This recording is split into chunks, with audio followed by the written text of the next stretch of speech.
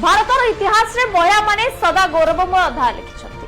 भारतर प्रथम महिला प्रधानमंत्री इंदिरा गांधी, प्रथम महिला आईपीएस अधिकारी किरण बेदी, अंतरिक्ष रे भारतर गर्व कल्पना चावला, क्रीड़ा क्षेत्र में ओलंपिक पदक विजेता पीवी सिंधु एमाने प्रमाण कर दैछन्ति नारी केबे दुर्बल नुहे, से सृष्टिर शक्ति। ओडिशार माटी मध्य अनेक साहसिन को जन्म देछि।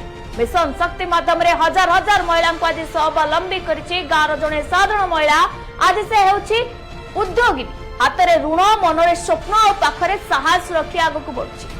घर संभाळिबा सह से आज व्यवसाय करुछन्ति, संतान को शिक्षा देउछन्ति एवं समाज को देखाउछन्ति नुआ पथ। तथापि सत्य हेउछि आज मध्य देश रे अनेक स्थान रे महिला असमानता, निर्यातित और अन्यायर सम्मुखीन होछन्ति। शिक्षा, स्वास्थ्य, सुरक्षा क्षेत्र में अधिक काम हेबा आवश्यक। अंतर्जातीय महिला दिवस केवल शुभेच्छा सीमित न रही, यह हेउ नूतन संकल्पर दिन।